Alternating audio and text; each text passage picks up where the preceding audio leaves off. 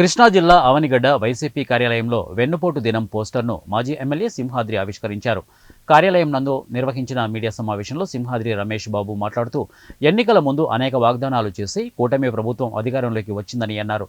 ఇంట్లో ఎంతమంది ఉంటే అంతమందికి అమ్మఒడి, రైతు భరోసా, మహిళలకు ఉచిత బస్సు అన్నారు. కానీ అధికారంలోకి వచ్చాక ఖజానా డొల్లా ఇవ్వలేమంటున్నారు. ఖజానా డొల్లా అని వైఎస్ జగన్మోహన్ రెడ్డిని చంద్రబాబు అల్లరి చేశాడు.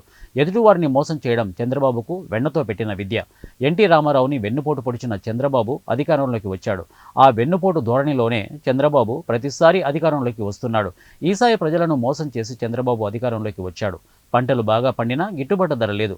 కూటమి ప్రభుత్వం అధికారంలోకి వచ్చాక రైతులు ఆత్మహత్యలు చేసుకునే పరిస్థితి వచ్చింది. మాజీ ఎమ్మెల్యే వంశీపై పెట్టిన కేసు విచిత్రంగా ఉంది. రాష్ట్రాన్ని రెడ్ బుక్ రాజ్యాంగంలోకి తీసుకువెళ్తున్నారు. నియోజకవర్గంలో ఇసుక దోపిడీ జరుగుతోంది. ఈ విషయాన్ని ఎంఆర్ఓ దృష్టికి తీసుకెళ్లగా ఆయన నేనేం చేయలేను అన్నారు. ఇదే తరహాలో ప్రతి విషయంలో అధికారులు మేమేమి చేయలేము అంటున్నారు. గతంలో ఇసుకను దోచేస్తున్నారు, బొక్కేస్తున్నారు అంటూ ఎమ్మెల్యే బుద్ధప్రసాద్ హడావిడి చేశారు. ఇక ఏటి మోగ ఎదురు మొండి బ్రిడ్జి మంజూరైనా, ఇక కంపోస్ట్ యార్డ్ శాంక్షన్ అయినా పట్టించుకునే పరిస్థితి లేదు. 6% ఉన్న పార్టీ జనసేన అన్న బుద్ధప్రసాద్ ఆ పార్టీలోనే చేరాడు. జడ్జీలు, పాత కవులు, కళాకారులు అంటూ మళ్లీ సీటు కోసం ఇప్పటి నుంచే బుద్ధప్రసాద్ పునాది వేసుకుంటున్నాడు.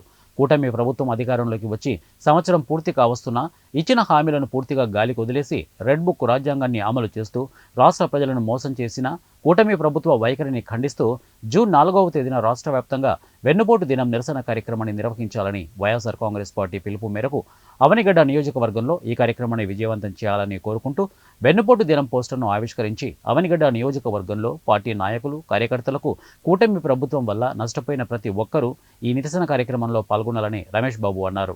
ఆ రోజు ఎన్నికల ముందు అనేక వాగ్దానాలు, ఎంతమంది పిల్లలుంటే అంతమందికి అమ్మఒడి, రైతు భరోసా, ఉచిత బస్సు, అనేక రకాలైన పథకాలు. జగన్మోహన్ రెడ్డి గారు ఈ రాష్ట్రాన్ని అప్పులు పాలు చేస్తున్నాడు, శ్రీలంకలాగా అయిపోద్దని చెప్పి అన్ని వాగ్దానాలు చేసి అన్ని ఇస్తానని చెప్పి చివరికి అధికారంలోకి వచ్చిన తర్వాత ఖజానా డొల్లా అందుకని ఇవ్వలేకపోతుందని చెప్తారు. అది ముందే తెలుసు కదా ఆయనకి. అసలు జగన్మోహన్ రెడ్డి గారు అలరు బిగించేసిందే ఖజానా డొల్లా.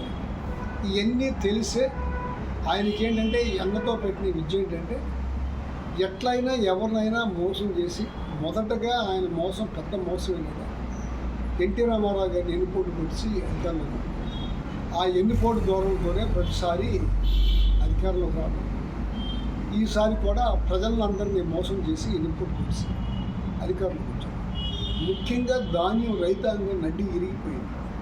పంటలు బాగా పండినా గిట్టుబాటు ధర లేదు.